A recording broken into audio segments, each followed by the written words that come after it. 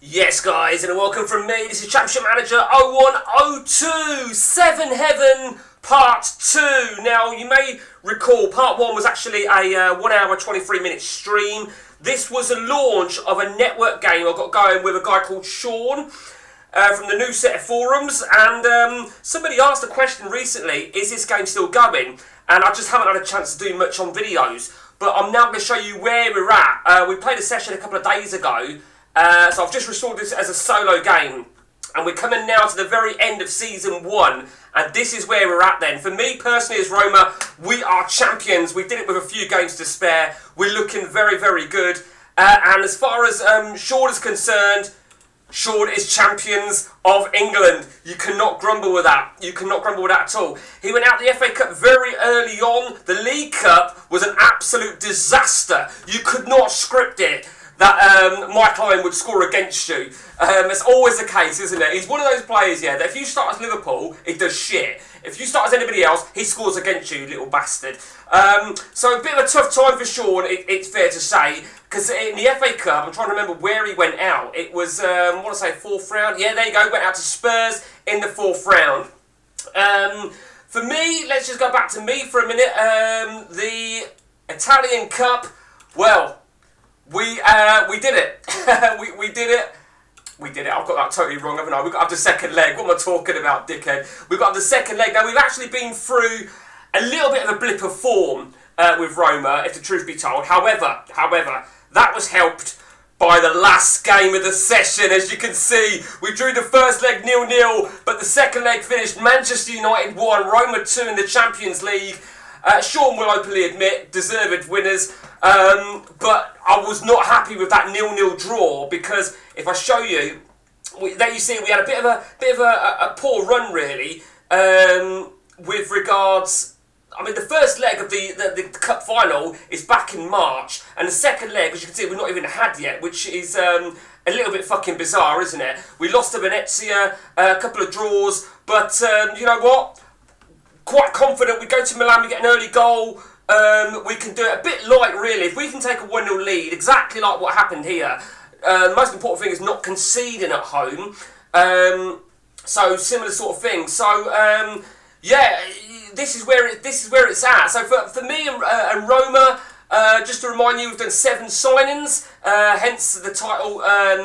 Hence the title, of course, 7 Heaven. 7 signings, 7 leagues are open. We're still not, and I think this is better that we haven't actually decided what the plan of action is going to be. I think Shaun's is going to be to try and build a dynasty at Manchester United. I think next season he's going to be spurred on to win the Champions League, given what happened there. Obviously, I've not won the Champions League yet, so who knows what's going to happen.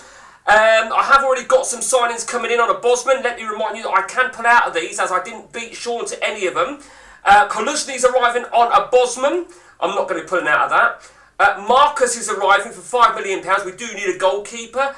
Julius Aguahoa. We did have Robert Knopper arriving on a freebie. But you know what? When Aguahoa is available for £2.8 million, it's an easy one, isn't it? We've got Christian Chivu, who we wanted an additional left back, and I think Chivu's a great player. A little bit questionable on his injury prone, but it's a risk I'm going to have to take. And finally, NDI from Shakhtar is also arriving. So we've got 5 players arriving. So we're still going to have 2 more players. We're looking good. We're looking very, very good indeed. Let's go and have a look at Shaun then, see what he's got coming. I know he's got one particular player. Yeah, it's only one actually. Damien Duff is coming. Damien Duff's a decent player, particularly if you use left wingers. I don't know if he does use. Yeah, I mean, that's his formation. That's his formation. Now, I've had a discussion with Shaun about his goalkeeper's Wibbod. I think he's run into a bit of a problem here. But Shaun, if you're watching, just right-click it from here, right-click, and then press OK, and then it will go. The only reason I noticed it was Wibbod was when we played each other. He did make his 7th signing, and he got Klomp, and a great defender. I mean, I wanted to get him. The interesting thing is, I was against him for Klomp, and obviously me making an offer for a player in March, he would come in July. So Shaun had to be very, very careful. Shaun's made some great signings, no doubt about that. He hasn't had to buy any worldies, and I would imagine he's got money. Let's have a look at who his best player's been. Yeah, it's no surprise there. Ruben Nistelrooy is still a great player.